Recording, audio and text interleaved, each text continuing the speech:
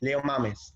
Leo Mames, sí, está en Israel. Sí, Sarial, Vos hermoso. estabas todo el tiempo con él y nos sentábamos, ¿te acordás en el Sí, micro? sí, charlábamos un montón. Charlamos un montón, ¿cierto? ¿Lo extrañás? Sí, es un grande. Eh, Conozco a su familia desde sus bisabuelos. Me contó un montón. Sí. Hablo con su abuela, hablo casi una vez por semana, todo el tiempo. Están bien, están muy bien. Sí, me comunico con él cada tanto, así que Están muy muy bien. bien. La verdad que es muy inteligente, muy buena persona, Leo. Sí.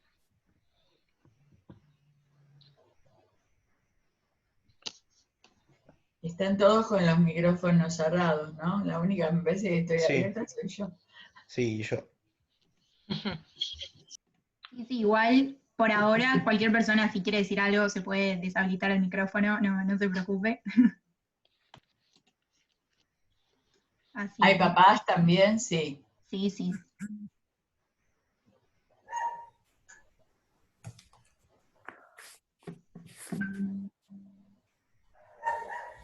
¿Cómo fue que se les ocurrió hacer una actividad? Es decir, ¿esto se viene postergando desde Yom HaShoah o es algo que vienen trabajando en la Tunua, el tema de la Shoah, y por eso me invitaron tan gentilmente? Sinceramente, todos los años vemos o tocamos el tema de la Shoah, nunca lo dejamos de dar porque siempre se tiene que seguir aprendiendo y recordando. Obvio. Eh, Nada, lo que decidimos este año es, por las circunstancias en las que nos encontramos, tal vez estaba bueno hacer algo diferente y se nos ocurrió esta idea de poder comunicarnos con Sí, alguien en que pueda. realidad te digo que fue una constante en todas las escuelas y en las instituciones, con casi todas las charlas fueron así, Ujú. vía Zoom o vía Instagram Live y después se les mandaba la grabación. Después la charla que tuvimos también con Johnny y Diana para ORT. Claro, claro, yo ¿Tuviste? participé en esa y a partir de esa charla fue que te conocí y bueno, y después averigué Sí. para contactarte y todo. Pero sí, sí, estuve en esa charla. Todo muy buena, Y fue. después es decir, este año fue con todas las instituciones así.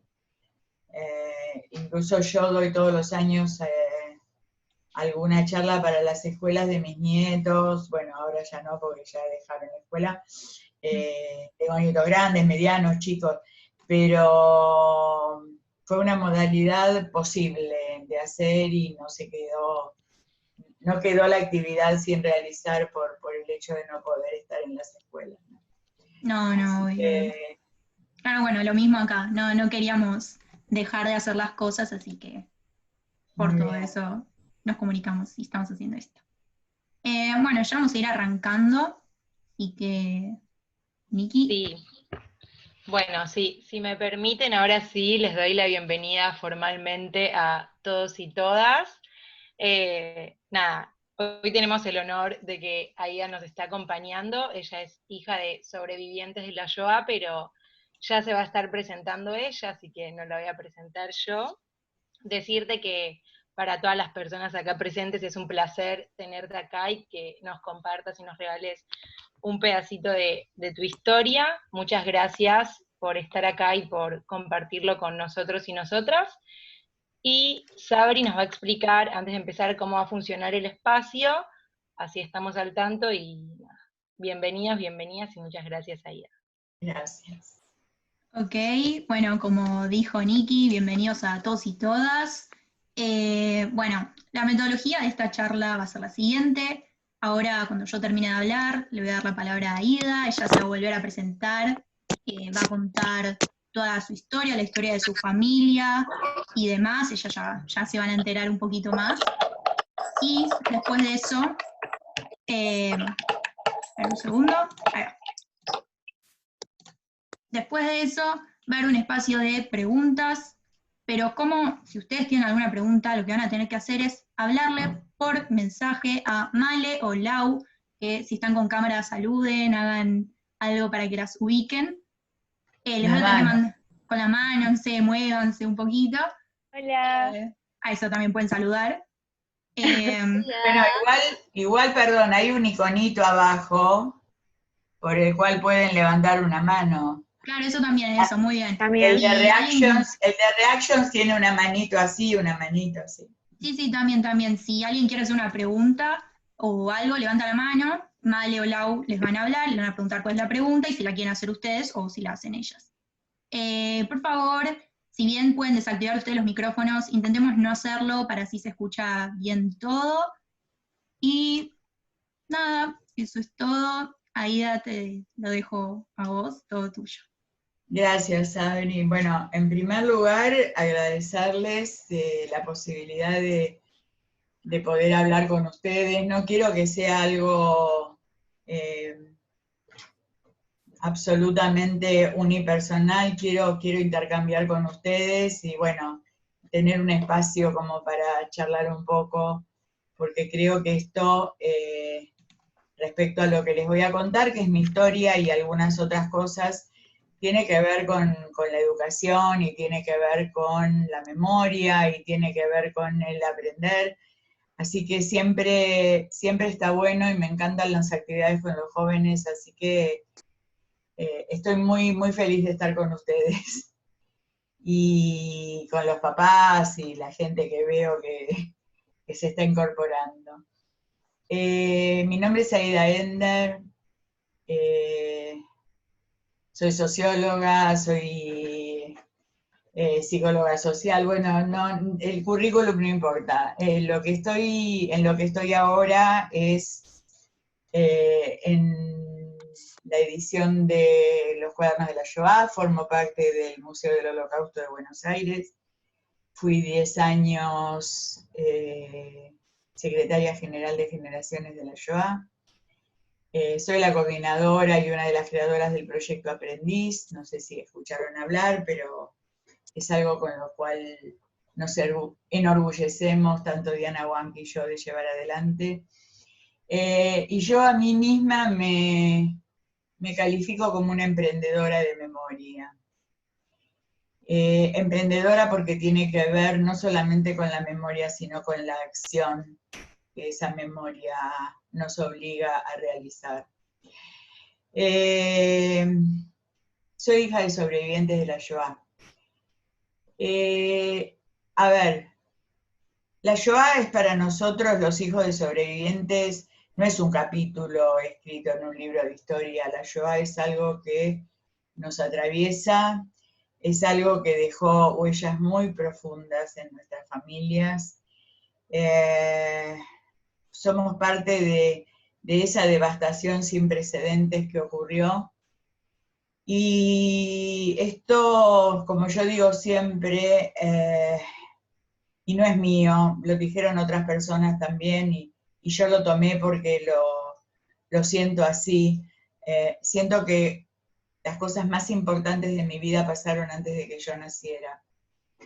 Y entonces somos parte de una devastación sin precedentes en la historia del siglo XX y en la historia de la humanidad, como fue la Shoah, donde hombres comunes como nosotros, gente común como nosotros, pudo construir fábricas para asesinar a otros seres comunes.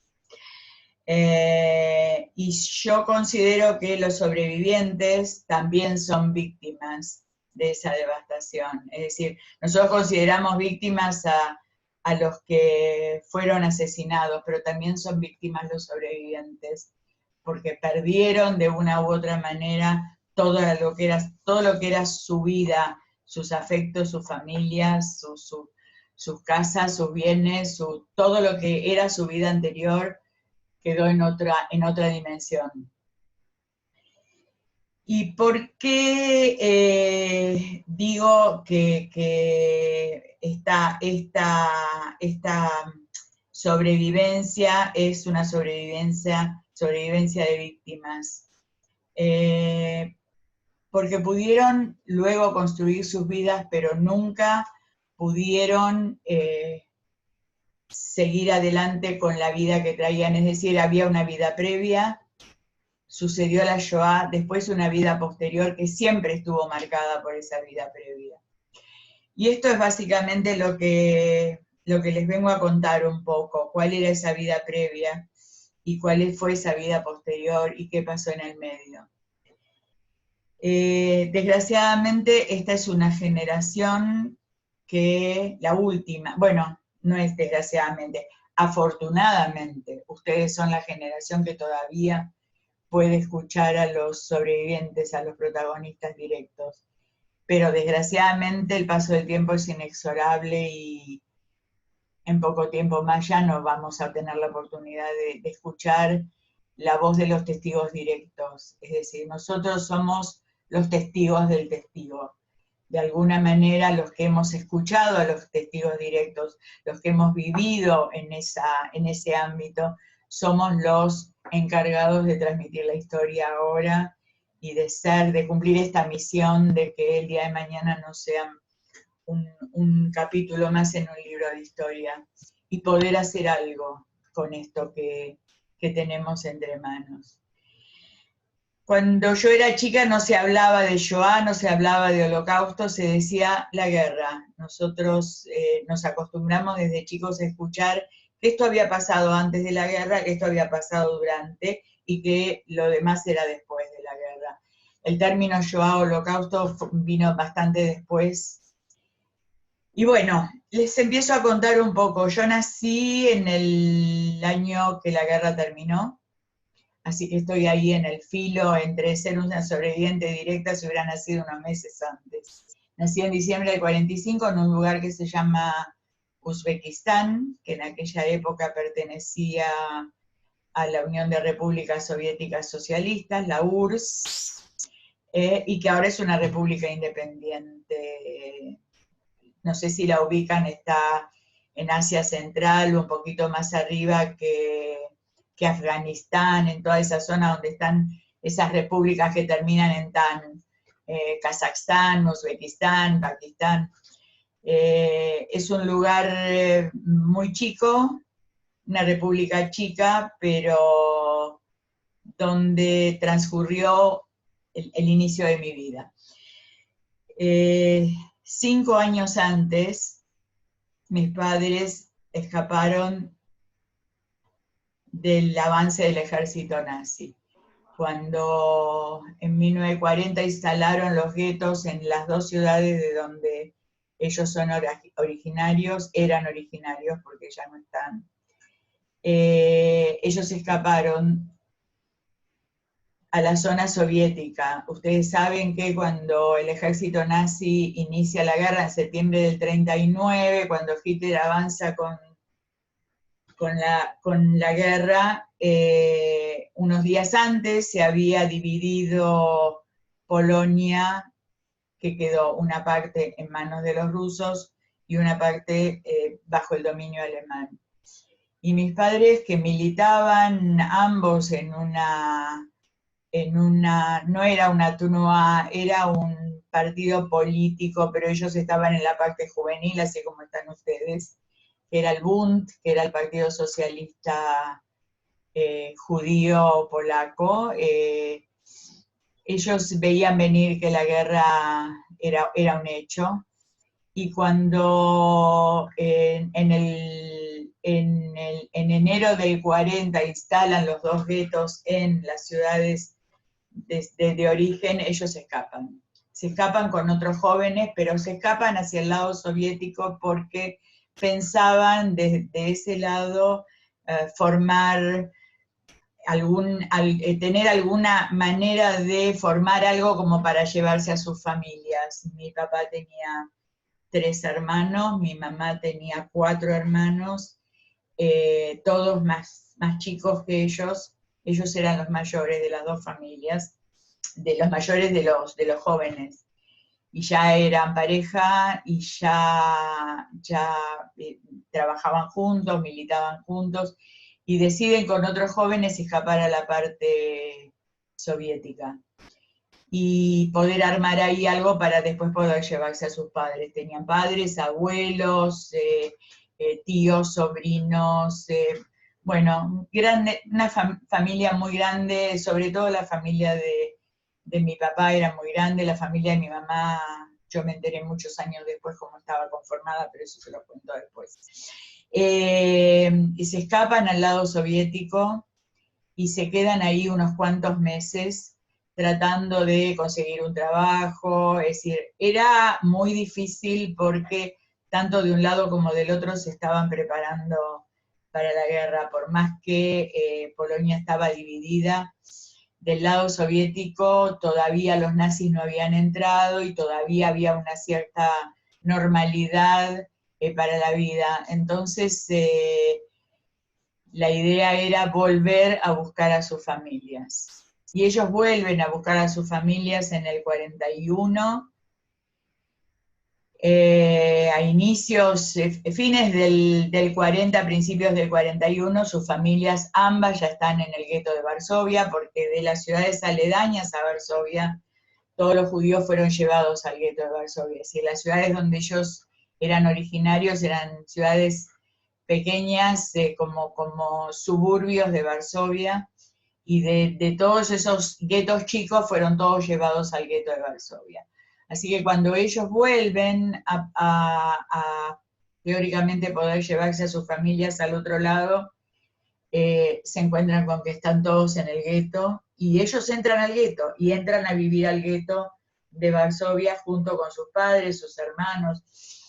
Y fue muy, muy gráfico esto, el hecho de que las dos familias prácticamente eran vecinas de la misma zona del gueto, así que ellos consiguen, mediante sus conexiones con Yegota, que es una organización de la resistencia polaca, de alguna manera consiguen documentos como para poder salir del gueto cuando el gueto no estaba totalmente cerrado todavía se podía salir del gueto con documentos que los nazis expedían, porque necesitaban que gente del gueto fuera a trabajar a las fábricas que ellos habían expropiado de los judíos en la parte aria cuando los encerraron en el gueto. Y entonces la mano de obra esclava que utilizaban eran los judíos que trabajaban en el gueto, que vivían en el gueto y salían a trabajar afuera. De alguna manera para ellos fue algo muy bueno, entre comillas, porque les daban una tarjeta de racionamiento más para tener más comida para su familia, que era lo más importante. No les pagaban con dinero, sino con tarjetas de racionamiento, por lo cual podían seguir manteniendo un poco más tener un poco más de alimento para ambas familias. Así que el que salía a trabajar era mi papá, y mi mamá se incorporó a un grupo de docentes del gueto que daba clases en jardines rodantes a los chicos, porque en el gueto todo estaba prohibido, pero todo se hacía igual. Y mi papá trabajaba en una fábrica de botas, porque mi papá era zapatero. Y entonces trabajaba en una fábrica de botas instalada fuera del gueto de Varsovia, que hacía botas para los soldados alemanes, y una vez por semana le daban esa tarjeta de racionamiento. Bueno, el tema es que en esos meses en que estuvieron en el gueto junto con sus familias, los planes, ¿cuáles eran? Conseguir documentos falsos para todos por medio de la ayuda de Yegota, que era la resistencia polaca, y poder escapar todos. Pero era bastante difícil que pudieran escapar todos, porque en esas familias había chicos, había gente mayor, estaban mis abuelos de ambos lados que vivían, y era muy difícil escaparse todos juntos. Y las dos familias decidieron que bueno, que las cosas iban a pasar. Es decir, nosotros ahora con el diario del lunes sabemos lo que pasó, pero mientras tanto en el gueto las cosas se ponían cada vez peor, pero era como pensar que, bueno, esto era lo peor que les podía pasar. Y entonces si atravesaban esto, que era lo peor que les podía pasar, por lo menos que los jóvenes pudieran escaparse a tener otro tipo de vida o ayudarlos desde afuera. Y entonces deciden que se van a escapar otra vez del gueto de Varsovia y tratar de a poco irse llevando a la familia. Justo cuando ellos deciden el escape, se produce la invasión nazi a la parte de Polonia ocupada por los rusos y quedan en el medio de un caos total porque el ejército nazi avanza, el ejército ruso se defiende, el ejército polaco está vencido totalmente del otro lado también, y el ejército ruso los apresa en el medio del río cuando se están escapando, como si con el cargo de espías polacos al servicio de los nazis. Una cosa totalmente ridícula, pero bueno, en tiempos de guerra no hay nada que sea razonable ni nada que se pueda explicar con lo que uno conoce como normalidad, ¿no es cierto? Y los apresan y van a parar a una cárcel rusa, y los tienen ahí un par de meses. Mientras tanto el ejército nazi sigue avanzando y el ejército de la Unión Soviética va en retirada. Y va en retirada con ellos, es decir, están presos, pero van en retirada con ellos, es decir, en calidad de presos los meten en un tren de carga y los mandan, no saben a dónde en principio, y el tren va cargando por el camino gente que va a trabajar a la retaguardia. ¿Qué significa trabajar a la retaguardia? Todos los puestos que quedan libres porque los jóvenes se incorporan al ejército, todo eso tiene que estar cubierto con otras personas que hagan ese trabajo. Entonces a mis padres los llevan a Siberia. Siberia, una ciudad que se llama Novosibirsk, a un campo de trabajo forzados en esa zona donde llevaban muchos prisioneros, opositores políticos, bueno, diversas cantidades de personas que habían apresado en ese tiempo y los llevan a trabajar ese campo. Era un campo de trabajo, pero en ese campo no mataban a los judíos. El antisemitismo era brutal, de cualquier manera, y el tiempo que ellos están... En realidad no saben muy bien al principio qué es lo que quieren de ellos, hasta que finalmente saben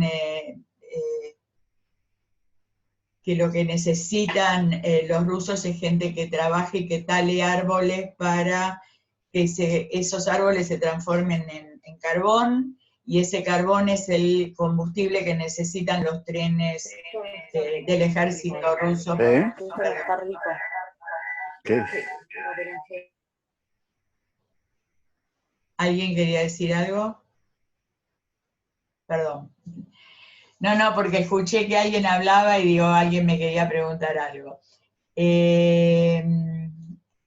Van a parar a este campo de trabajo, que son unas 50 personas, y el trabajo de ellos es talar árboles para, como les dije, que sea el combustible de los trenes que llevan a los soldados al frente.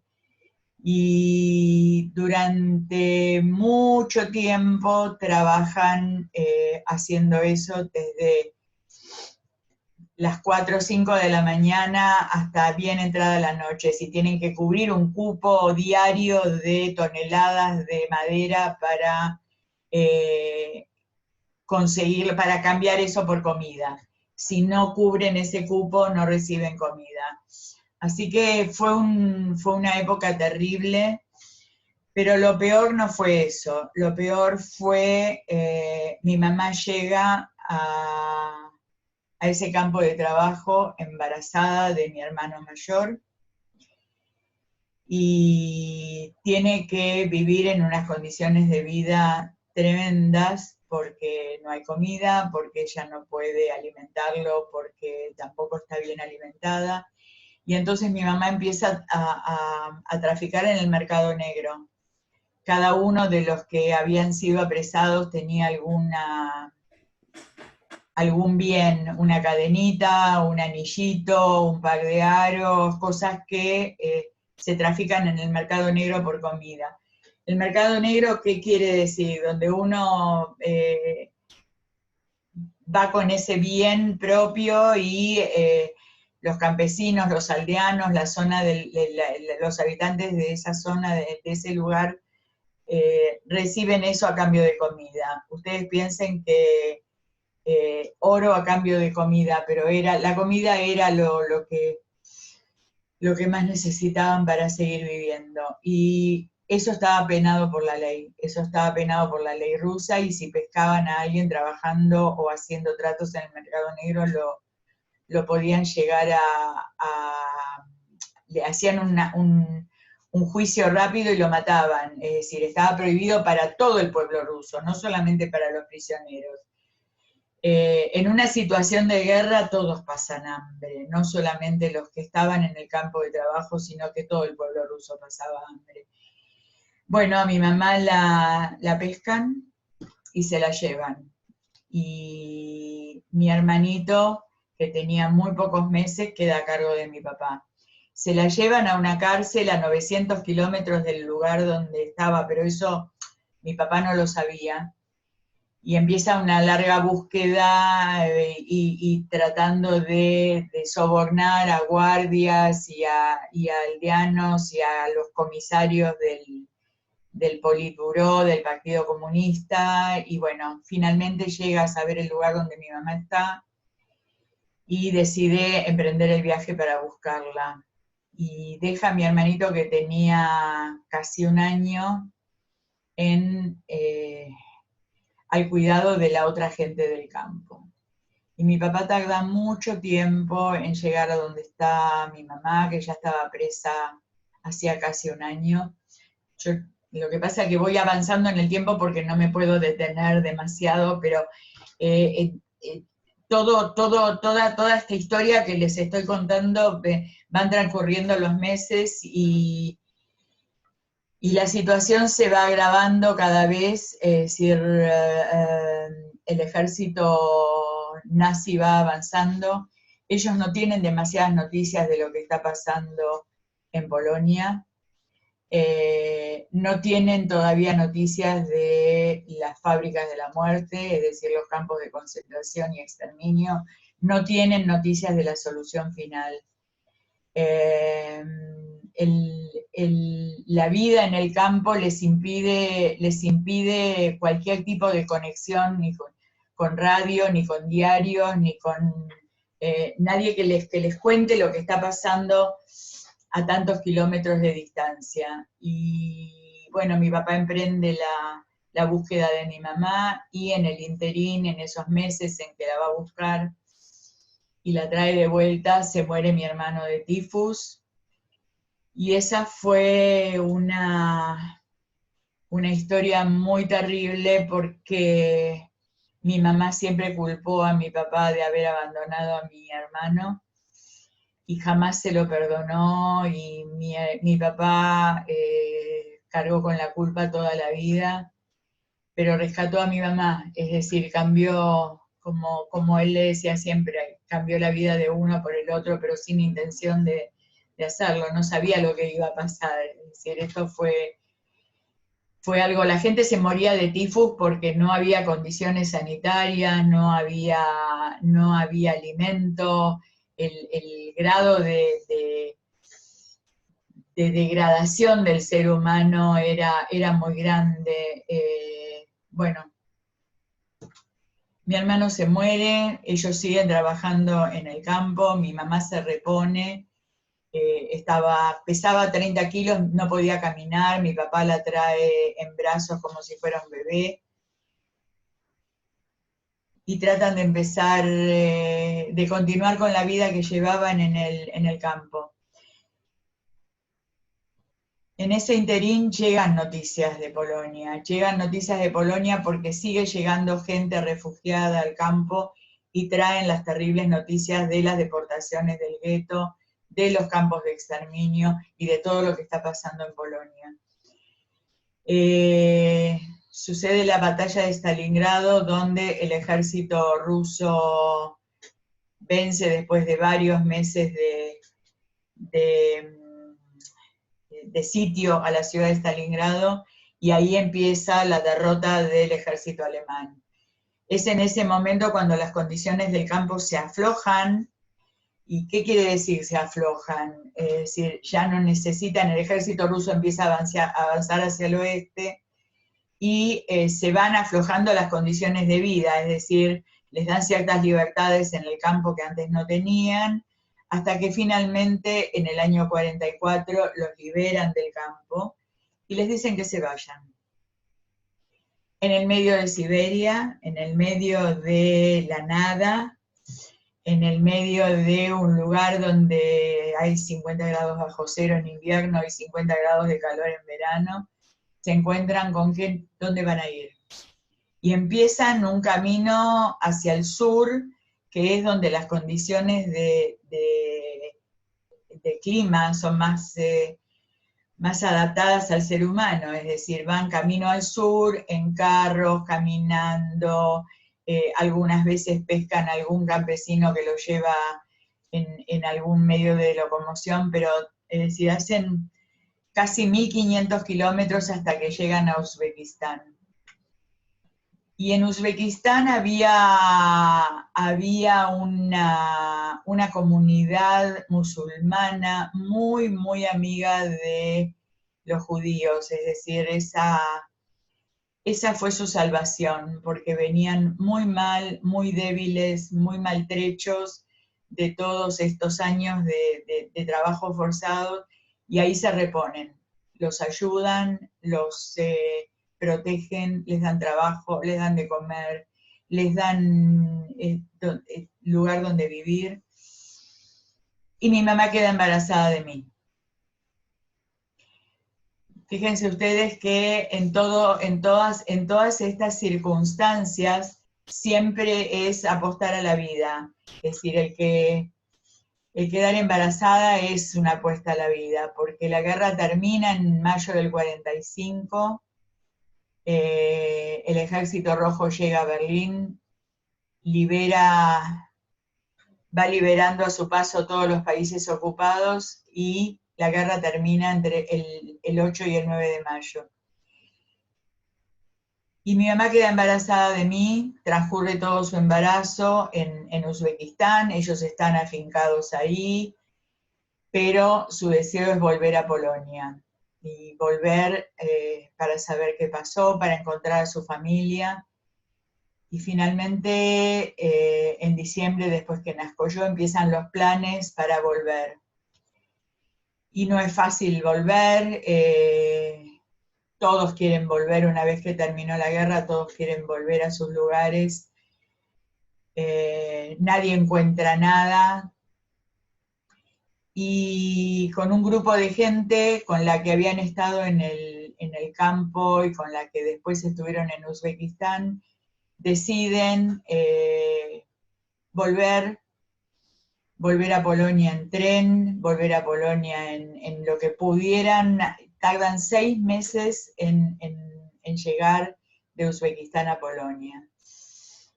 Y bueno, se las hago corta. Yo era un bebé cuando salí de Uzbekistán y llegué a Polonia casi cuando tenía 1 año.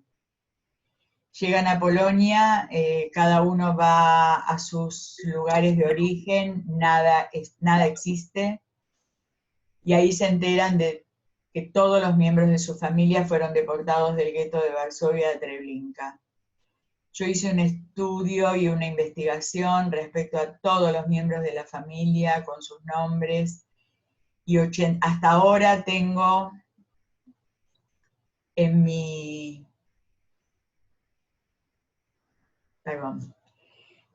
Tengo investigados, y sé los nombres de los 87 miembros de mi familia que fueron llevados entre junio y noviembre del 42 en las deportaciones a Treblinka. Todos gaseados, todos llevados a las cámaras de gas.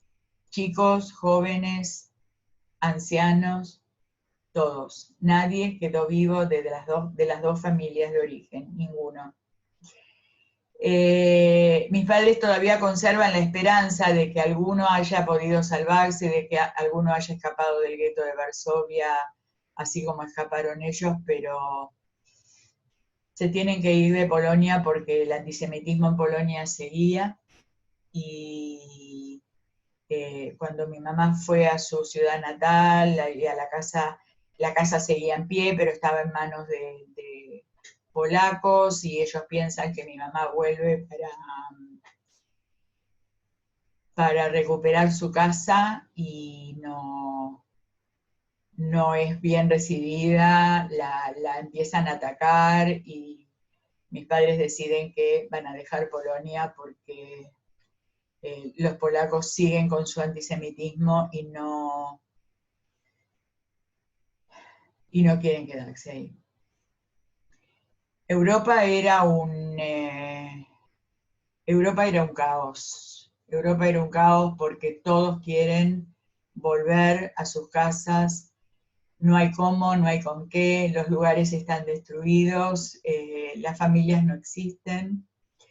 Y empiezan un largo peregrinaje por Europa, por diferentes países de Europa, y en uno de esos avatares de la vida encuentran, por cartas que mandaban y por medio de la Cruz Roja y del Joint y de distintas organizaciones que buscan familiares de sobrevivientes, alguien de la familia. Y mi papá encuentra un primo que vive en Bélgica, que él había escapado de Polonia antes de la invasión nazi, y se escondió, cuando los nazis entran a Polonia, él se salvó escondido en la casa de una gente que lo albergó, que lo escondió. Y este primo de mi papá lo ayuda mucho. Ellos llegan finalmente a Polonia después de atravesar fronteras, y las fronteras en ese momento tampoco eran fijas, se movían, un día estaban en un país y se despertaban al día siguiente en otro, porque las fronteras eran movibles, y las 4 potencias que eran los aliados iban cada una tomando un territorio.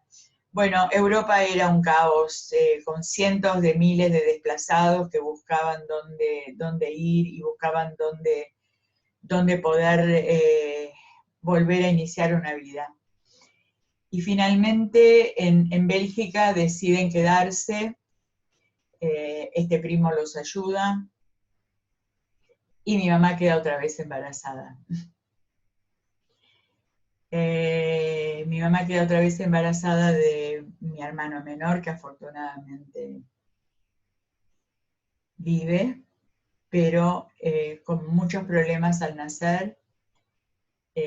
Nace 6mesino, a mi mamá y a mi hermano los tienen que internar en un hospital, mi papá trabaja, mi hermano está en incubadora casi durante 3 meses hasta que lo pueden salvar, porque pesaba 1 kilo y cuarto, bueno, es increíble, pero en esa época de tanta carencia, él sobrevive también.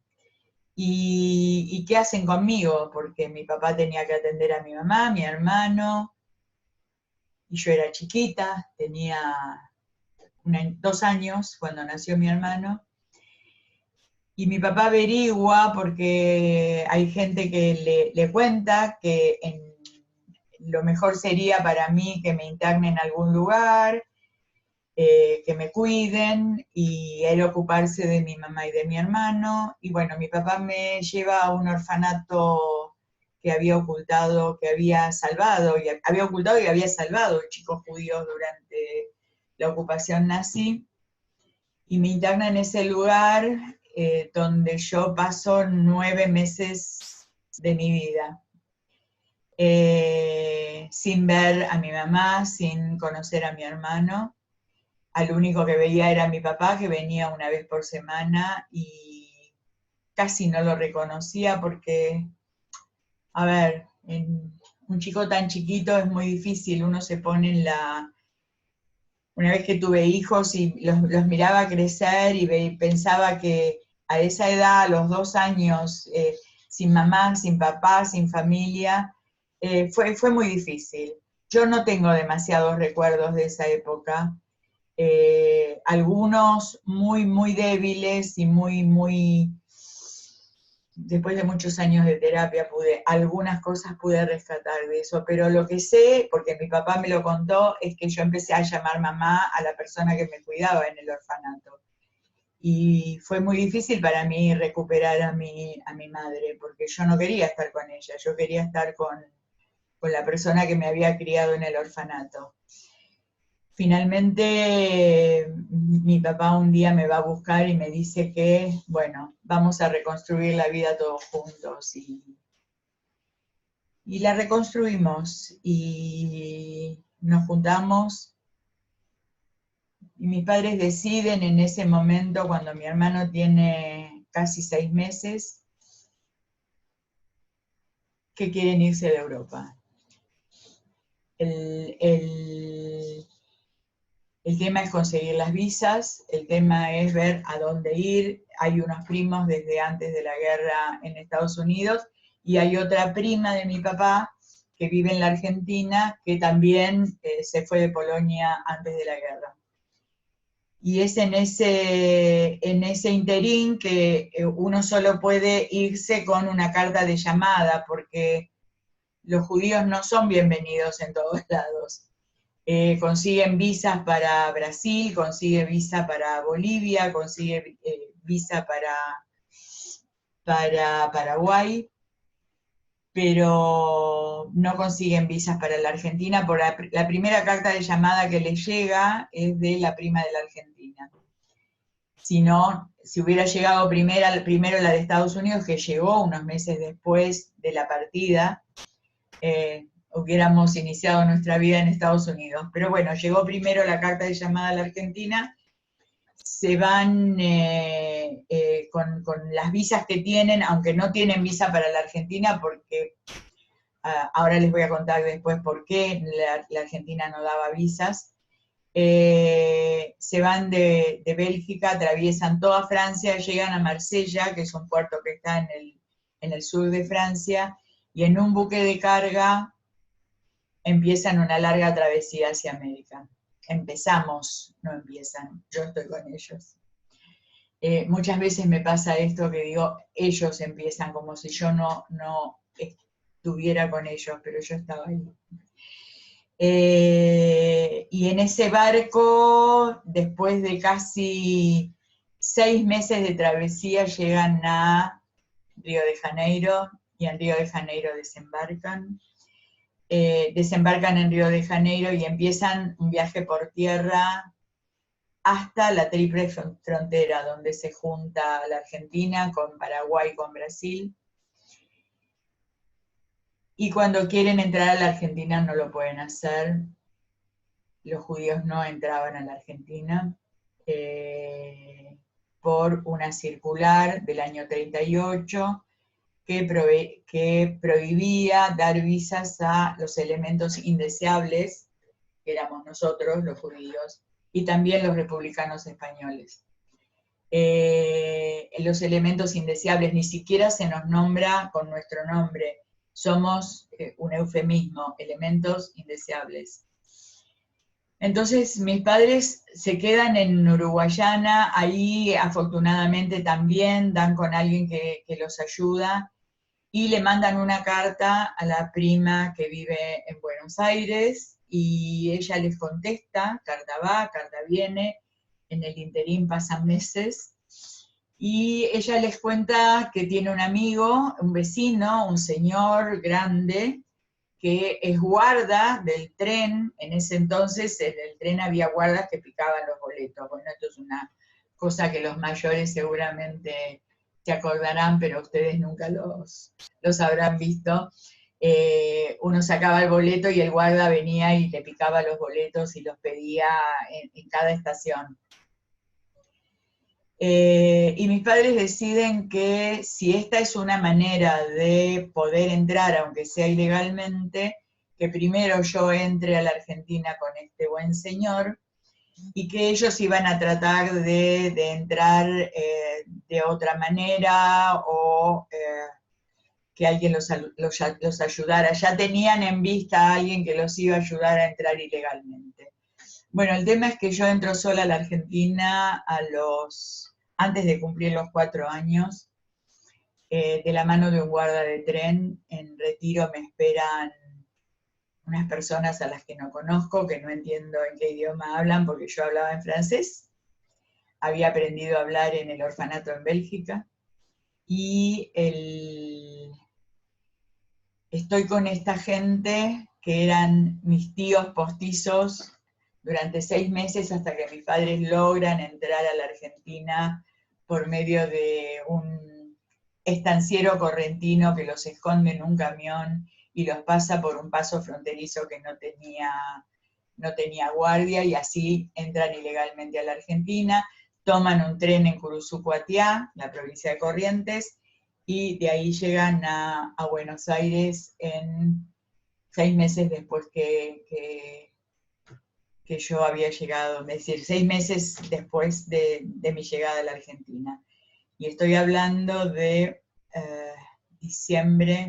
noviembre del año 49. Y así llegué a este país.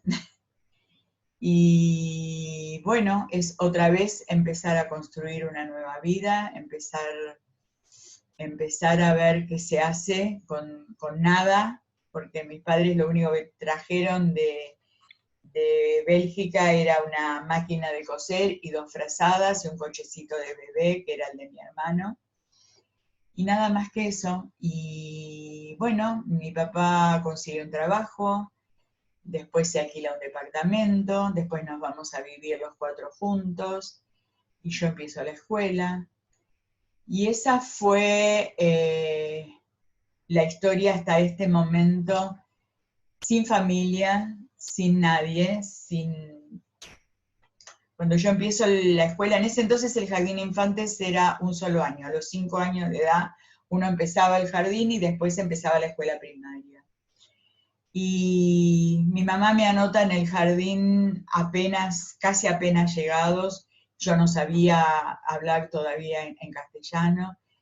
Y fue difícil porque, bueno, los chicos en parte crueles, porque yo hablaba con la R y no podía pronunciar muchas palabras en castellano, pero bueno, eso con el tiempo fue pasando y nada, y esto es en definitiva lo que pasó desde que mis padres se escaparon en el 40 de Varsovia hasta que llegamos a la Argentina. Bueno,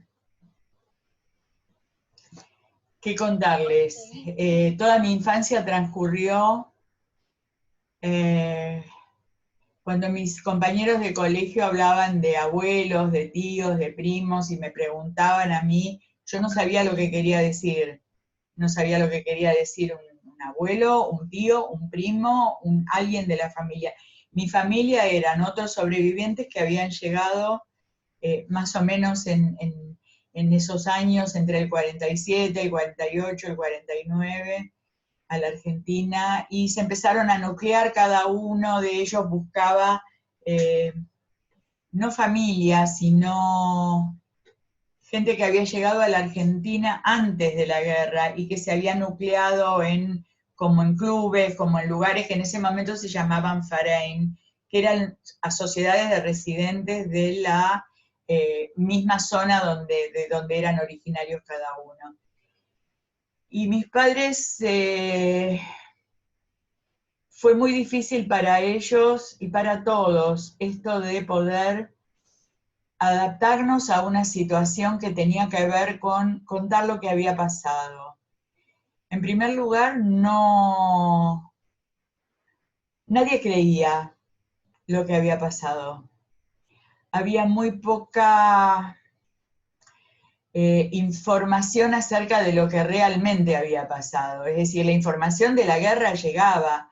Lo que había pasado en Europa con los judíos llegó muy parcialmente a la Argentina. Es decir, tuvieron que pasar muchos años para que los sobrevivientes pudieran hablar y contar lo que habían atravesado. Y eso fue una constante con todos los sobrevivientes. Y entonces muchos decidieron callar y no hablar porque no se los escuchaba, y si se los escuchaba, no se les creía. Y en algún sentido el sentimiento de culpa fue muy grande para algunos, y en otros casos la sospecha. El sospechar que ¿qué hicieron ustedes que quedaron vivos mientras tantos millones murieron? Y este fue uno de los motivos por los que mi mamá nunca habló. Yo nunca supe de la existencia de la familia de mi mamá hasta que viajé a Polonia por primera vez y hice todas mis averiguaciones respecto a lo que era la familia de mi mamá, y ahí reconstruí un poco la historia materna. Y por el otro lado, mi papá fue de esos sobrevivientes que habló mucho, mucho, mucho desde el primer momento, contando todo lo que había sido, básicamente lo que más ellos habían sufrido en la parte familiar fue cuando estaban en el gueto de Varsovia, porque mi papá tenía sobrinos mellizos que fueron asesinados por los nazis en el gueto. Bueno, es una historia muy, muy terrible que mi papá jamás pudo olvidar, y eso era lo que contaba y lo que nadie le creía. Y pude conocer historias de otros sobrevivientes que se habían salvado de diferentes maneras, algunos escondidos, otros salvados por gente que los había ayudado en su huida, gente como mis padres que pudieron huir a la parte rusa. Y esto fue, esas historias siempre permanecieron en mi cabeza. Y cuando mis padres murieron, decidí que algo tenía que hacer con eso, que ya no estaban ellos para contarlo. Ya estoy avanzando mucho en el tiempo. Y eso marcó mi vida para continuar con ese legado y con esas historias y poder estar acá contándoselas a ustedes. Bueno, si ya terminaste de contar y empezamos con las Sí, preguntas. es muy poquito porque podría estar horas, como te dije, contando. Pero bueno, lo que hago ahora y a que me dedico ahora es a esto. Es decir, yo tengo muchas historias en mis recuerdos. Y cuando mis padres murieron decidí que algo tenía que hacer y que alguien tenía que saber que todo esto había pasado. Yo no me consideraba hija de sobreviviente, no sabía que era eso. Yo sabía que tenía algo muy terrible que había pasado en mi familia y que creía que era la única a la que le había pasado esto, porque uno no se da cuenta hasta que después lo va comparando y va escuchando y se va relacionando con otros y con otros hijos de sobrevivientes, como me pasó a mí después, porque mientras era chica lo único que quería era ser normal y que nadie me diferenciara del resto, y esto de hablar el castellano mal y de vivir en una situación muy particular respecto a los otros chicos, hizo de mí una criatura taciturna, casi diferente en muchos aspectos al común de mi generación. Y bueno, y después uno va creciendo y se va dando cuenta de muchas cosas y va incorporando todo ese bagaje que está en nosotros y lo va transformando en acción. Y esto es lo que hago ahora. A partir de que murieron mis padres, tomé la decisión de seguir adelante con esto, y bueno, me conecté con otros hijos de sobrevivientes, fundamos una asociación que se llamó Generaciones de la Shoah, empezamos a hacer actividades, primero contarnos nuestras historias, y fundamentalmente el comprobar que en algún punto todos teníamos cosas en común, aunque pensábamos que estábamos solos en el mundo y que nadie podía entender lo que nos pasaba.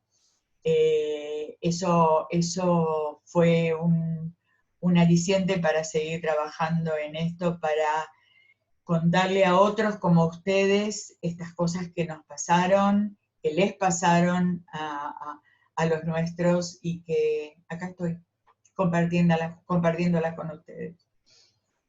Bueno, me voy a tomar un poquito de algo y los escucho. Ok, bueno, muchas gracias, Aida, por compartirnos toda tu historia, toda la historia de tu familia. No, realmente son cosas impactantes, pero bueno, tan bueno saberlas y seguir transmitiéndolas. Antes de empezar con las preguntas que ya mandaron, quería recordar que se pueden seguir mandando por privado a Male o a Lau, que son las dos chicas que van a estar hablando ahora. Pero bueno, nada, empezamos con las preguntas entonces.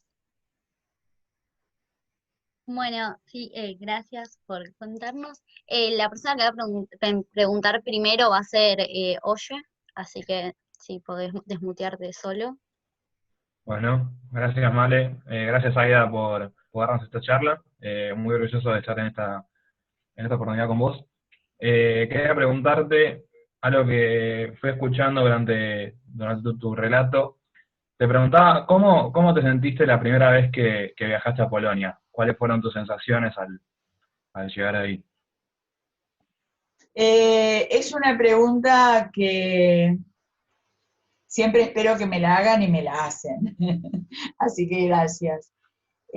Había una dualidad muy grande en mi casa, y creo que todos ustedes habrán escuchado quizás de otras historias, esta cosa de no vuelvas nunca a Polonia, no vayas nunca a Polonia, el antisemitismo, vas a llegar, te van a matar. En mi casa pasaba una cosa muy particular respecto a Polonia. Por un lado, mis padres amaban Polonia, porque era el lugar donde habían vivido, era el lugar donde habían sido felices, era el lugar donde se habían ido de vacaciones, se habían estado con sus familias, hacían deportes, hacían todo lo que hacen ustedes en la vida normal. Y por otro lado, el odio terrible que tenían por todo lo que había pasado y por lo que los polacos, en su gran mayoría, no todos, habían ayudado a los nazis. Entonces, en mi familia pasó algo muy especial con el volver mío a Polonia. Únicamente lo pude hacer una vez que mis padres murieron, porque mis padres volvieron a Polonia en el año 68, casi 20 años después de haber llegado a la Argentina. Y volvieron porque se hizo como una convención de todos los partidarios, los que habían pertenecido al Bund juvenil en Polonia, porque Marek Edelman, uno de los dirigentes del levantamiento del gueto de Varsovia, había quedado viviendo en Polonia y él no se quería ir de Polonia. Y todos los que habían militado con él, como mi papá, se reunieron en una fecha determinada y viajaron a Polonia. Polonia estaba bajo el régimen comunista, muy mal, no se podían dar a conocer como judíos, Marek Edelman era médico y no podía trabajar. Bueno, toda una situación horrible. Mis padres estuvieron en Polonia, recorrieron todos los lugares, estuvieron en Auschwitz, en Majdanek, en Treblinka, y fue un viaje terrible, porque primero no consiguieron el propósito de que Marek Edelman se fuera Marek Edelman tenía la posibilidad de irse a Israel, porque era alguien muy conocido y podían conseguir que el gobierno comunista lo dejara salir, y él por sus ideas decía que él no, que él iba a quedarse en Polonia a tratar de que en Polonia, bueno, las cosas fueran mejores. Y mis padres volvieron de ese viaje y me hicieron jurar que nunca iba a ir a Polonia, que si yo iba a Polonia les iba a producir un dolor muy grande. Así que tuve que esperar a que mis viejos se murieran y ahí decidí que iba a volver a Polonia. Y más que nada iba a volver a Polonia porque yo tenía que averiguar la historia de mi mamá. Y mi mamá jamás habló, jamás dijo cómo estaba constituida su familia, jamás dijo una sola palabra. Y volví a Polonia, cumplí 60 años y en el año 2006, con una amiga que también quería volver a investigar acerca de su historia y de sus orígenes, fuimos juntas a Polonia, recorrimos los lugares donde había transcurrido la vida de nuestros padres. Yo llegué al lugar donde vivía mi mamá. Mi mamá era asistente técnica de laboratorio, ella trabajaba con mi abuelo que tenía el único instituto de análisis clínicos que había en la ciudad. Era una familia bastante acomodada, la familia de mi mamá. Mi papá no, venía de una familia muy pobre, pero con ascendencia rabínica. Pero bueno, estuve en el registro civil de la ciudad, yo sabía la dirección de la casa de mi abuelo. Y en primer lugar, sentí algo como, este es el lugar en el que yo tendría que haber nacido. Si no hubiera pasado lo que pasó, yo veía a la gente caminar por la calle y decía, yo me vestiría igual, yo sería así. Es decir, una cosa de familiaridad tan increíble. Me sentía que había vuelto a mi casa, de alguna manera. Y esto después tiene una explicación, es decir, yo volví muchas veces, ya van 5 veces que voy a Polonia, y recuperé parte de mi identidad en ese viaje porque conseguí que me volví con las partidas de nacimiento. Bueno, esto me costó mucho conseguirlo, pero lo conseguí. Me volví con las partidas de nacimiento de mis bisabuelos, de mis abuelos, de mi mamá y de los 4 hermanos de mi mamá que tenían 10 años menos que ella. Cuando ella se escapó, mi mamá tenía 20 años y el hermanito más grande que le seguía tenía 10. Es decir que ahí entendí el silencio de mi mamá y la culpa por haber dejado a sus hermanitos tan chiquitos que fueron llevados a Treblinka y gaseados allá. Entonces esto de volverme con papeles, con los nombres, con las identidades, fue un poco recuperar las fotos que nunca tuve. Yo no sé cómo eran mis abuelos, no sé qué cara tenían, no sé si me parezco a alguno de ellos, si alguno de mis tíos podría estar vivo, ¿no? Tendría 80 y pico de años y quizás podría haber estado vivo en este momento. Entonces ese primer viaje a Polonia fue para mí recuperar parte de mi identidad. Después las otras veces fueron diferentes porque disfruté Polonia en muchos aspectos, en el sentido de recordaba cosas que mis padres decían de Polonia, de sus bosques, de sus árboles, de sus olores. Me cruzaba con gente en la calle y decía, pero esto son como soy yo, es decir, veía los carteles en las vidrieras y decía, en mi casa se hablaba yiddish, y me di cuenta que la mayor parte del yiddish que hablaban mis viejos era un polaco yiddishizado. ¿Se entiende lo que quiere decir? Es decir, muchas palabras en polaco con el acento y la derivación, la declinación del yiddish. Entonces me di cuenta que yo sabía polaco, que no era un idioma que no conocía. Y poco a poco en mis oídos empezó a resonar una melodía familiar, es decir, lo polaco está en mi sangre. Eso es lo que me pasa cada vez que vuelvo a Polonia. No sé si contesté a tu pregunta, pero bueno. Sí, sí, perfecto, perfecto. Tenía otra pregunta más para hacerte. Si crees que la sociedad hoy en día recuerda a la Shoah como se debe. ¿Cómo se debe? A ver, ¿de qué sociedad estamos hablando? Quizá la Básicamente, sociedad argentina o la sociedad así en su conjunto, como cualquiera de las dos. a ver,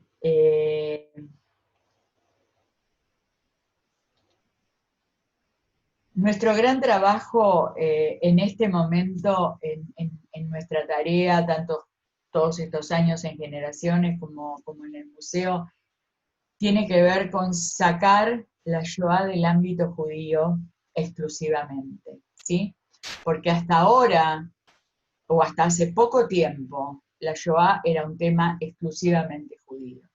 Y si nosotros no consideramos que la Shoah fue algo cuyas víctimas destinadas al exterminio fuimos los judíos, pero que es un tema de la humanidad toda, nadie va a recordar, no te digo mucho, en 20 años que la Shoah existió. Después de la Shoah, como paradigma del mal, como ejemplo de lo que el hombre puede hacerle al hombre, el mal con mayúsculas, siguió pasando. Pasó en Ruanda, pasó en los Balcanes, pasó en Camboya, hubo muchos otros genocidios después de la Shoah, tomando como paradigma lo que los nazis le hicieron a los judíos. Es decir, hubo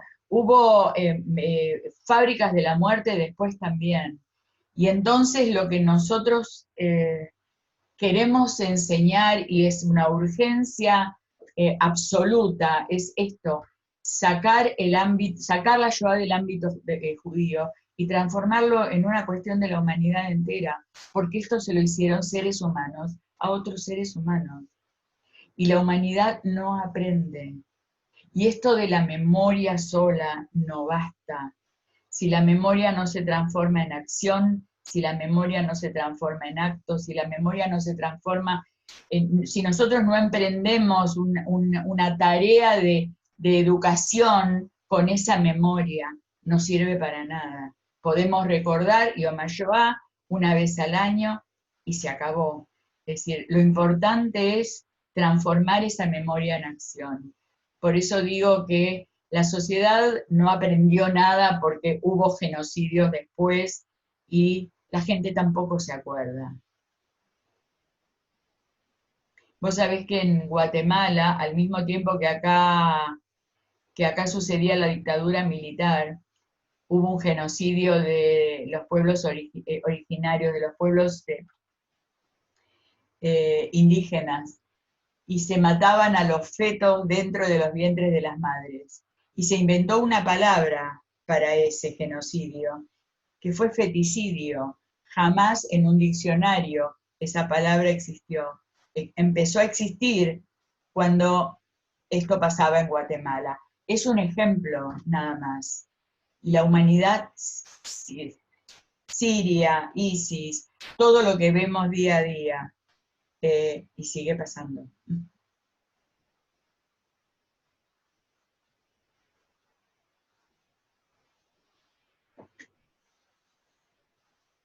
Bueno. Bueno, para continuar con las preguntas, Sami, una janija de Halu, tiene una pregunta que quiere hacer. A ver, Sami. Primero que nada, hola. ¿Dónde estás? Hola. Y segundo, mi pregunta de no te escucho. Hoy es, ¿qué se sintió qué sentiste enterado? No.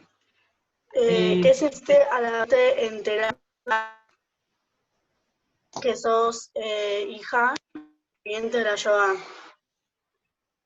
La verdad no te escuché porque se entrecorta. Fíjate tu micrófono si está bien. ¿Alguno de ustedes escuchó y me lo puede transmitir? Sí, sí. Nada, Sami estaba preguntando qué se sintió haberte enterado que eras hija de una sobreviviente de la Shoah. Y si tenés fotos o algún tipo de recuerdo que te hayan dejado. ¿Cómo me enteré? Bueno, eso forma parte de mi vida, forma parte forma parte de mi identidad, es decir, ser hija de sobreviviente. A ver, en mi casa no se hablaba de esto como de algo, los hijos de sobrevivientes crecimos con esta historia, no sabiendo que esto nos confería una marca de identidad en especial. ¿Entendés lo que quiero decir? Es decir, había pasado la guerra, nuestros padres habían pasado la guerra, nosotros habíamos estado ahí en el borde, habían pasado cosas, habían matado a toda nuestra familia, pero no nos daba una categoría de identidad en especial.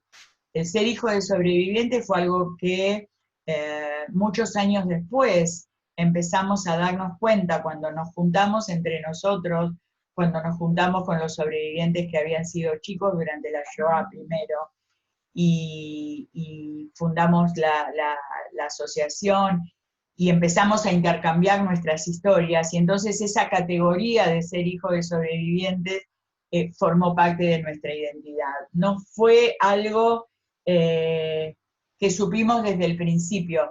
Desde el principio era la vida que nos había tocado a nosotros y punto. Después fuimos incorporando con el contacto social con otros hijos de sobrevivientes esta parte de nuestra identidad. Genial, súper interesante. Muchas gracias. Silvia, quería preguntarte otra cosa, así que si podés desmutearte. Sí. Hola, Aida, ¿qué tal? Soy Hola. yo. ¿Qué tal? Quería preguntarte si tu mamá o tu papá lograron estar cuando estaban acá un poco más asentados y ya estaba lejos la guerra en años y en distancia, si lograron ser alegres, si lograron divertirse. Absolutamente.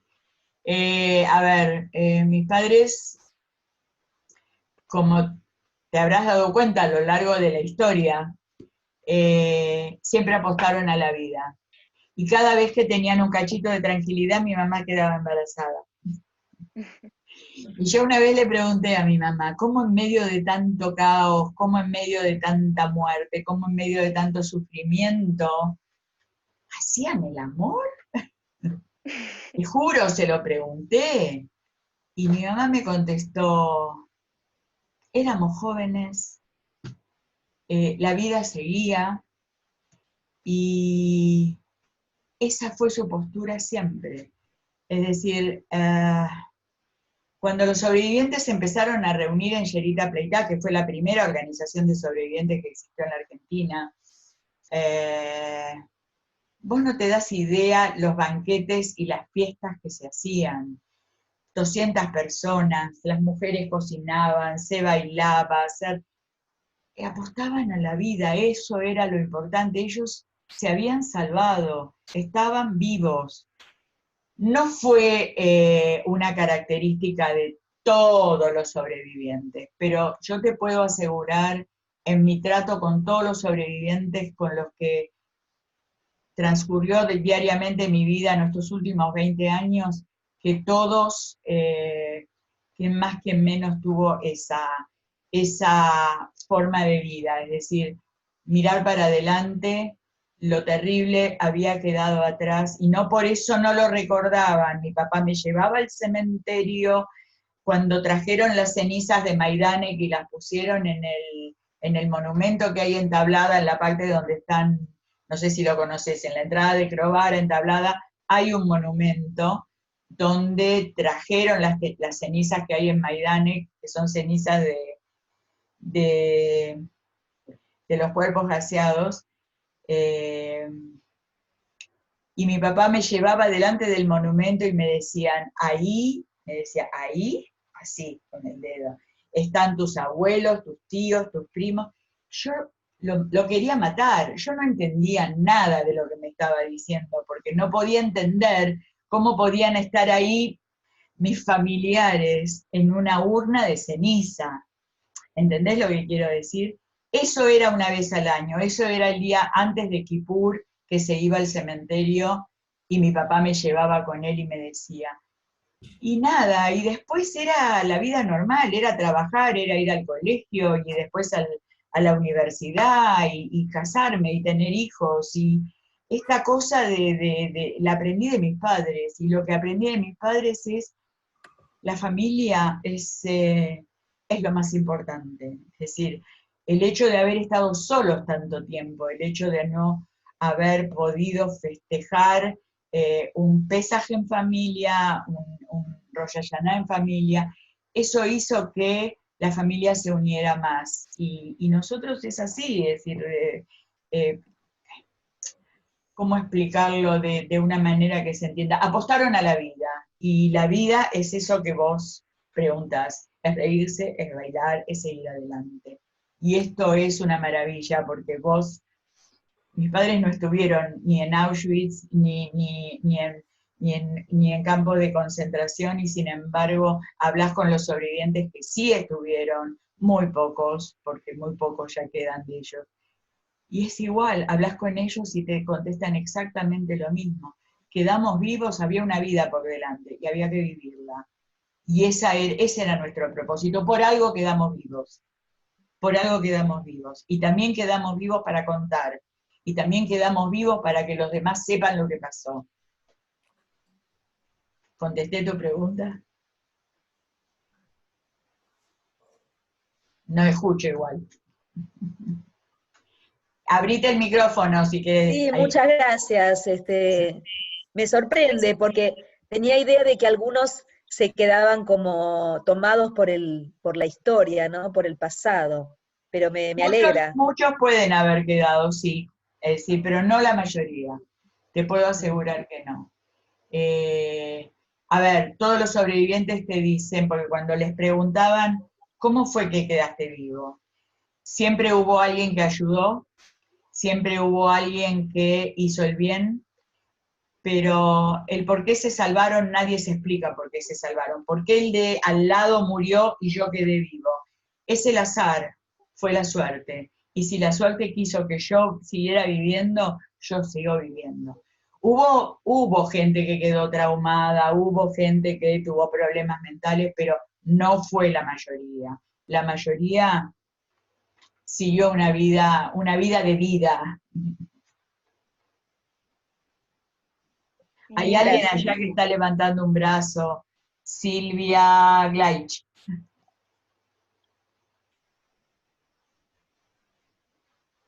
No sé si Silvia quiere preguntar ahora, si no, para continuar, Gigi, una vez que de la TNUA, tiene una Sí. pregunta para hacer.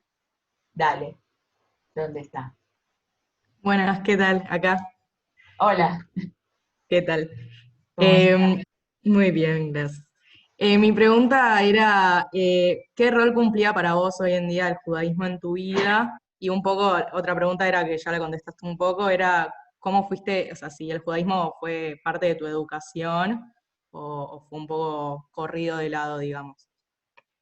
El judaísmo fue siempre parte de mi vida. Mis padres eran de izquierda. Mis padres no iban al templo. Mis padres eran tradicionalistas. Éramos una familia no asimilada en absoluto. Pero digamos que éramos de esa parte de judíos no religiosos, no observantes, y yo tuve educación judía desde la primaria, en una cierta división ideológica que existía en esos años también, que tenía que ver con que estaban las escuelas que pertenecían a la red oficial de la comunidad judía, y había otra red de escuelas que pertenecían al ICUF, que era una asociación de izquierda, donde había escuelas donde se enseñaba en yiddish, no en hebreo, donde se seguía con esa ideología que mis padres traían desde Europa todavía. Afortunadamente con los años esa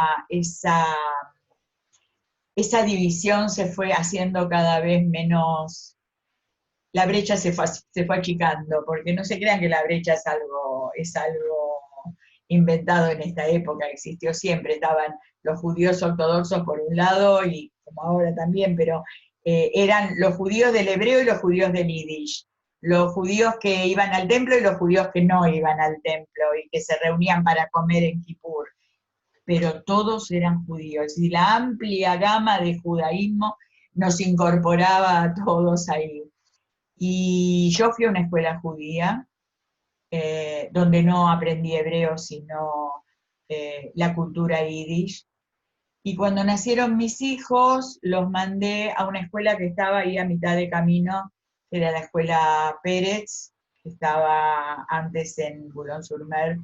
Bueno, ustedes que son jóvenes no se acuerdan, pero después se incorporó a las escuelas Yorem Aleichem. Es decir, cuando mis hijos nacieron decidí darles una educación judía y fueron a escuelas judías, y el judaísmo siempre formó parte de mi vida, en un aspecto más tradicional y no religioso. Y tengo una nieta recibida, un hijo recibido en Orte en la terciaria, una hija recibida en Amos, que era una escuela que ya no está más, y después hizo su carrera universitaria en la Maimónides, y tengo nietos de Ort, y tengo nietos en Bet, y bueno, sí, seguimos. Gracias. Bueno, sí, súper interesante. Una pregunta bastante relacionada sobre esto, era la que quería hacer Dayu, Expo Beret, ¿estás por acá? Dayu. Estoy. Hola. Hola, Muchas gracias primero por esta charla, y que tengamos el honor de ser las personas que todavía podemos escuchar a los hijos de sobrevivientes. Espero, apuro no tengo, así que espero poder dar muchas. Yo digo, cuando viajo, perdón que te interrumpa, cuando viajo con los chicos a Polonia, yo que tengo 70 y tantos, y antes cuando viajaban los sobrevivientes que tenían 80 y pico, para ellos, para ustedes no hay diferencia, somos todos viejos y chau, así que, pero apuro no tengo. Dale. Bueno, mi pregunta era si antes de la Shoah eras creyente, si creías en Dios, y a partir de todo lo que pasó con la Shoah y con tus padres, dejaste de creer, o cómo eso, como dice Gigi, cómo seguiste tu judaísmo, si fue un antes y un después esto de la Shoah para tu judaísmo. Mi judaísmo está presente. Yo considero que el ser judío abarca muchos aspectos, y yo me considero parte de la tribu. Para mí esto es, no hay diferencias en cuanto a que cada uno dentro del judaísmo lo pueda expresar y llevar de la manera que cree que es su manera de ser judío. Soy judía, siempre lo fui. El tema de Dios es un tema que no me desvela. Como todos, en algunos momentos sí, en otros no. Sí creo que debe haber algo superior a nosotros. En Kippur voy al templo. Me gusta celebrar el Kabbalah Shabbat cuando tengo oportunidad.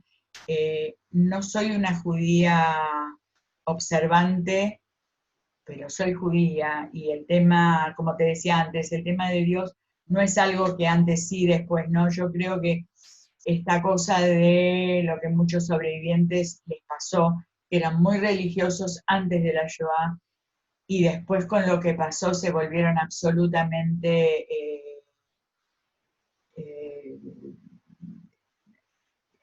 no creyentes, y al revés, pasó también que judíos que eran absolutamente no creyentes, después de la Shoah,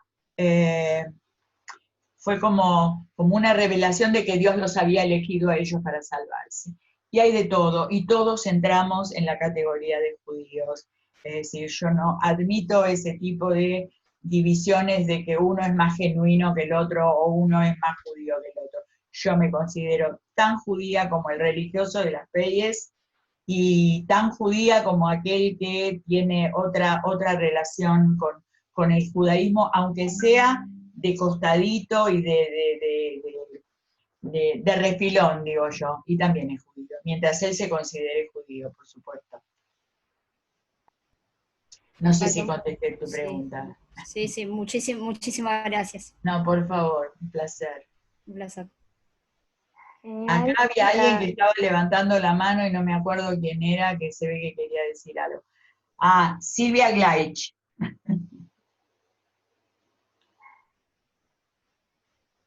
No sé si Silvia quiere preguntar ahora, no hay problema. Vale, Silvia está desesperada levantando la mano. Ahí está. Bueno, mira, yo soy Jorge, soy el esposo de Silvia. ¿Me escuchan? Sí. ¿Me escuchan? Yo te escucho. Sí, te escucho. Bueno, perfecto, yo también. Bueno, soy muy contemporáneo tuyo, soy de diciembre de 1945, así que tu lenguaje me es absolutamente familiar. Casi mellizo. No soy hijo de sobrevivientes, pero casi del 21 exactamente.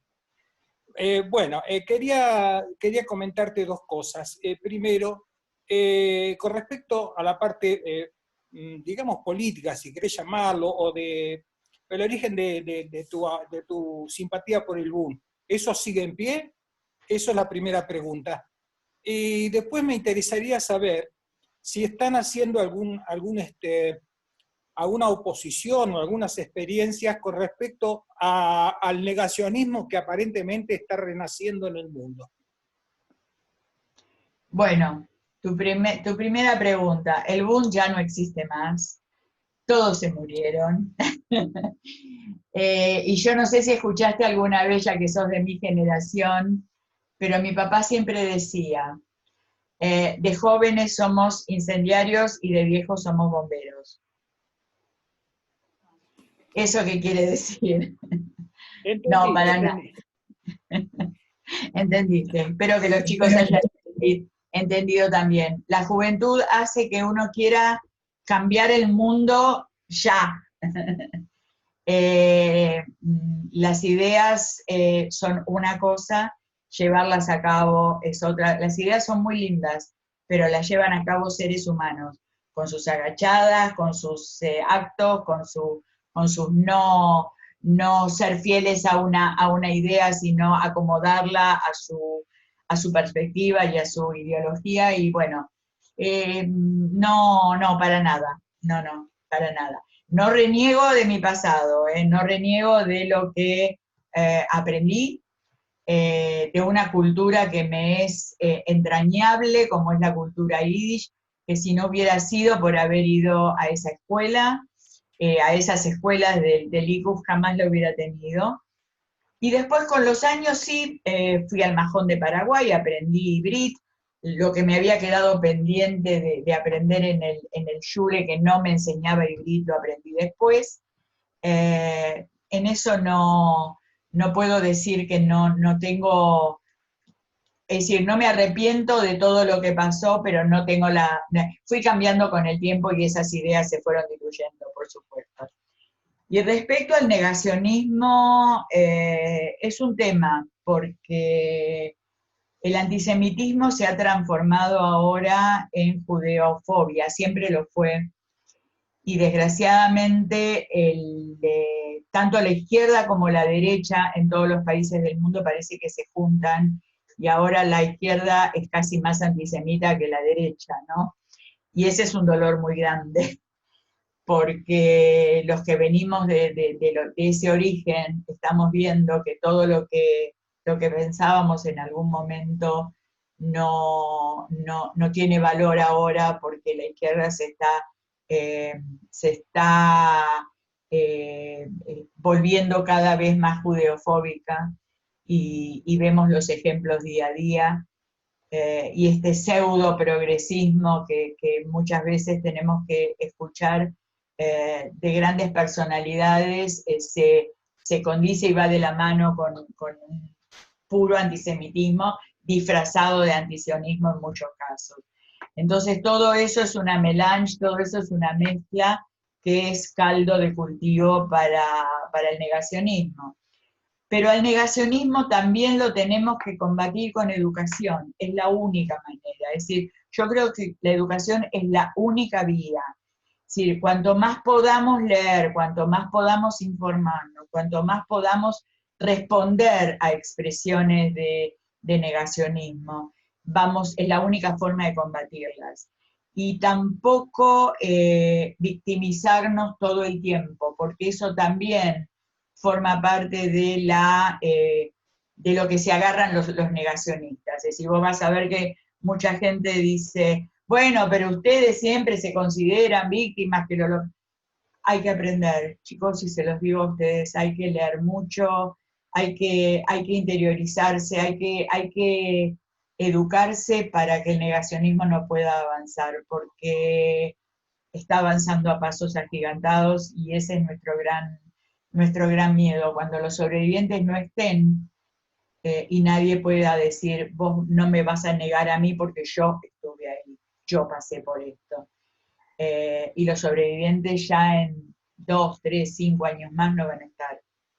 ¿Y quién va a hacer frente a eso? Primero nosotros y las generaciones que nos siguen. Nosotros tenemos un proyecto que se llama Proyecto Aprendiz, que les hablé al principio, donde ponemos a un sobreviviente con un joven, y ese sobreviviente le transmite a ese joven su historia, y ese joven es el portador de la historia de ese sobreviviente para las futuras décadas.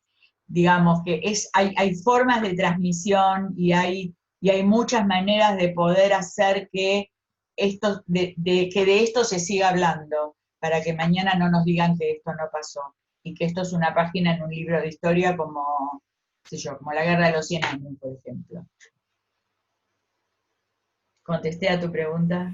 Bárbaro, quería escuchar esas palabras tuyas para los chicos de Reilat Seirá, que es muy importante que sepan eso.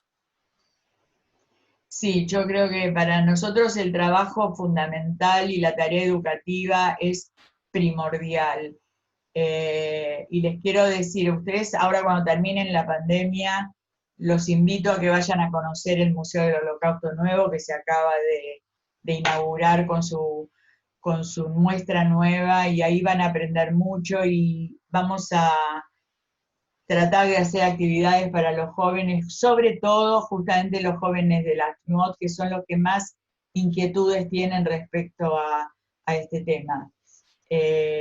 Digo que son los que más inquietudes tienen porque a veces los jóvenes de las sociodeportivas están tan ocupados en las actividades deportivas que esto mucho no entra en sus vidas, pero también hay toda una camada de jóvenes que se está interesando cada vez más en esto. Esto saltea una generación. Yo lo veo cuando viajo con los chicos a Marcha por la Vida.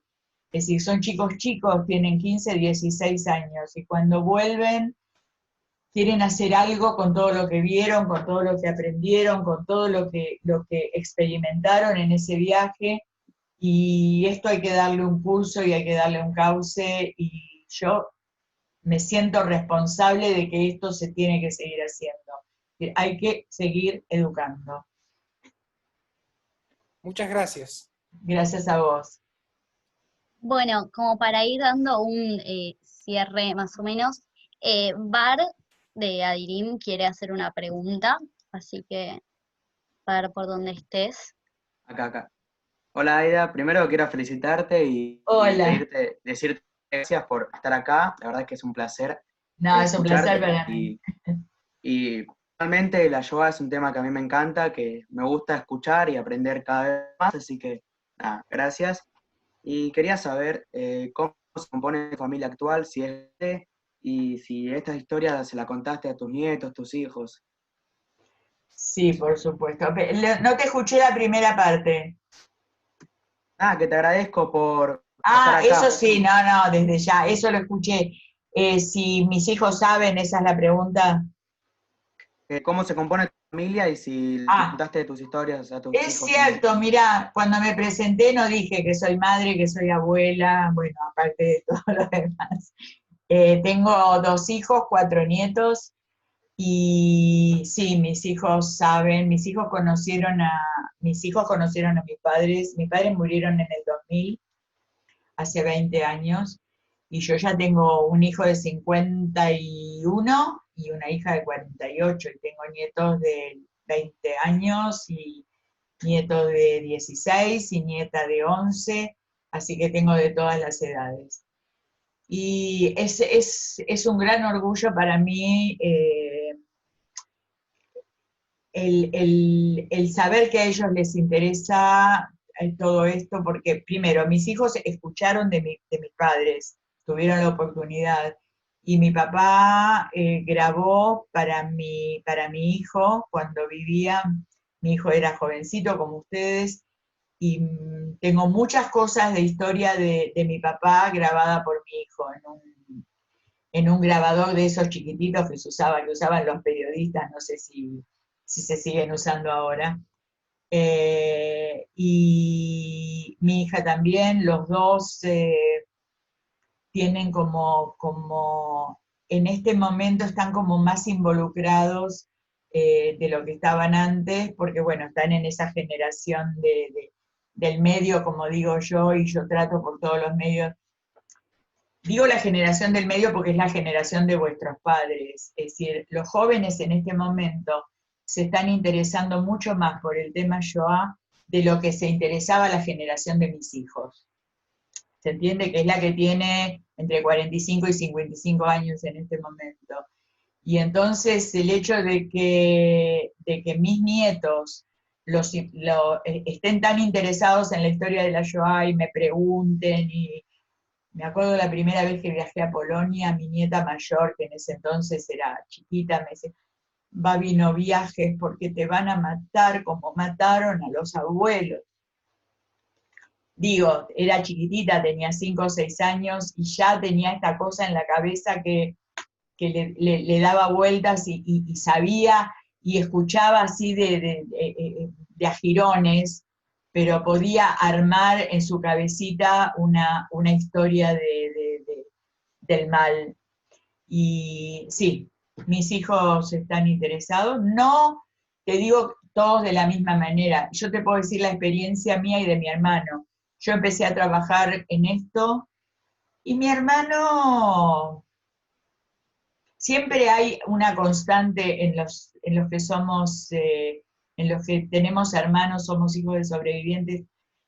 Hay uno en la familia que se ocupa de agarrar la bandera y llevarla al frente. Y a los otros es como que les pasa por el costado. Quizás si yo no estaría haciendo esto, lo haría mi hermano. Pero como lo hago yo, entonces mi hermano no. Y con todos pasa lo mismo. Es decir, hay siempre alguien que toma la delantera y avanza. ¿Contesté tu pregunta? Sí, completamente. Gracias. Bueno, ¿dónde estás, Male? Ahí.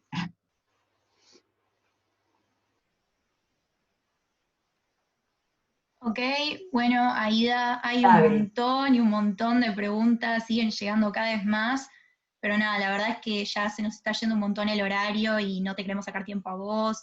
No, yo no tengo problema, se va a terminar. ¿Por cuánto tiempo es el Zoom? No, es ilimitado, pero igual, no, para no sacarle tiempo a nadie por las dudas de que justo tengan que hacer algo. Está bien. Lo único que quiero agregar a todo esto es esto. Quiero que quedemos en contacto para cuando reanudemos una vida normal. Quiero que vengan al museo. Quiero que conozcan el nuevo Museo de la Shoah. Y si ustedes quieren, armamos con Sabri una visita colectiva, guiada, y yo voy a estar ahí, y me encantaría que puedan hacerlo y que inviten a sus padres y a sus familiares, porque es otra de las maneras de seguir educando y seguir hablando, y tenemos el orgullo que este museo que se inauguró en diciembre y que muy pocos pudieron ver porque vino la pandemia enseguida, es otra forma de transmitir al resto de la gente no judía, porque van a ir colegios, van a ir asociaciones, va a ir mucha gente que no es judía al museo a visitarlo, y es un proyecto realmente que merece ser visitado. Está a la altura de los mejores del mundo, en tecnología, en muchas cosas. Así que los invito formalmente a visitarnos en el Museo de la Shoah. Sí, sí, muchas gracias por esa propuesta. Sí. Con mucho gusto la vamos a tener en cuenta, en serio. Sí. Ni bien termina todo esto de la cuarentena, ya volvemos a estar en contacto. Por eso, es decir, ahora tenemos que esperar volver a una vida normal, y hasta que volvamos a poder juntarnos va a pasar un tiempito, pero quédense con la idea de ir a ver el museo, porque es muy importante, muy importante. Si quieren seguir aprendiendo y sabiendo acerca de la Shoah, y yo estoy a vuestra disposición para lo que necesiten y para lo que quieran, y siempre presente. Esa es mi misión en la vida. A partir de la muerte de mi padre, yo tomé esa bandera y acá estoy. Así que para lo que quieran. Muy bien y muy valiente de tu parte hacer eso. Ahora, a modo de cierre, ¿querías decir algo más? No, gracias a todos por escucharme, y no puedo evitar a veces momentos de emoción y se me pasan, pero bueno, nada. Gracias, y muy honrada de haber estado con todos ustedes, y la verdad que me da mucho placer ver tantos jóvenes interesados y con ganas de seguir aprendiendo y conociendo. Así que los felicito a ustedes de corazón. Un aplauso. Muchas gracias. ¿Puedo hacer una pregunta? Gracias. ¿Te dejan? Ya tenemos que ir cerrando. Si es muy, muy rápida, sí, pero muy rápida. rápida. Dale, yo la contesto rápido. Dale, déjala. ¿Qué fue lo más difícil que te tocó vivir a lo largo desde que nacís, bueno, ya desde que tenías 4 años del orfanato hasta ahora? ¿Y cómo lo lograste? Yo no tengo conciencia exacta de mi sufrimiento, es decir, no tengo conciencia porque era una niña.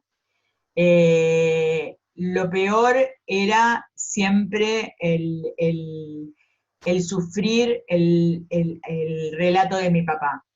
Es decir, el tema del hambre en mi casa fue un tema central. Mi padre se paraba delante de los tachos de basura donde veía comida y se ponía a llorar, porque el que pasa hambre y ve cuando la gente tira comida, es una enfermedad que se transmite. ¿Entendés lo que quiero decir? Es decir, creo que los momentos más difíciles los pasé cuando mi papá lloraba cuando veía que se tiraba la comida. Y eso a un chico le queda grabado para siempre. Y lo demás, bueno, fueron todos, y yo no puedo viajar en tren, tengo ese trauma de los trenes que me atraviesan, y tengo todo ese tipo de cosas que quedan grabadas en la memoria por algo, pero era muy chica para recordar ahora un sufrimiento específico. Muchas gracias. No, al contrario. Bueno, pido perdón de vuelta a todas las personas que mandaron preguntas. Se van a recopilar todas y se las vamos a mandar a Ida igual. Dale, con mucho gusto. Pero bueno, nada, ahora sí, a modo de cierre, voy a leer un textito que escribimos, y nada, y ya después de eso ya terminamos. Muchas gracias, Aida, por compartir tu relato con nosotros y nosotras. Con la TNUA constantemente buscamos transmitir, desde educación hasta valores y experiencias. Queremos mantener viva la historia y que la misma pueda ser transmitida de generación en generación, rescatando aprendizajes y dejando mensajes y legados a todas las personas que forman parte de la familia Israel Hatzairá. Tenemos la responsabilidad de conocer lo sucedido y comunicar y educar sobre estos acontecimientos para no terminar en el olvido y la indiferencia. Espacios como estos son los que nos enriquecen para cumplir con los objetivos mencionados y ser personas activas dentro de la comunidad. Si comprender es imposible, conocer es necesario, porque lo sucedido puede volver a suceder. Las conciencias pueden ser seducidas y obnubiladas de nuevo, las nuestras también. Por ello, meditar sobre lo que pasó es deber de todos y todas. Nuevamente, muchísimas gracias. Gracias a ustedes, muchísimas gracias. Y los felicito a todos y a cada uno por lo que hacen y porque son la esperanza y son el futuro y son lo que nosotros vamos a dejar. Y ustedes tienen que tomar la posta y seguir con esto. Ok, muchas gracias. Bueno, sí. Gracias. Okay. Muchas gracias, Aida, en todos. serio, por este espacio. Nada, bueno, como ya dijimos, cuando termine la cuarentena, seguimos en contacto, vamos al museo, nos dan Dale. la visita. Dale. Pero bueno, nada, si quieren Gracias. pueden Y un beso desactivarlo. grande para todos. Un beso. Gracias. Un aplauso. Muchas gracias. Gracias. Gracias, Aida. Chao. Gracias.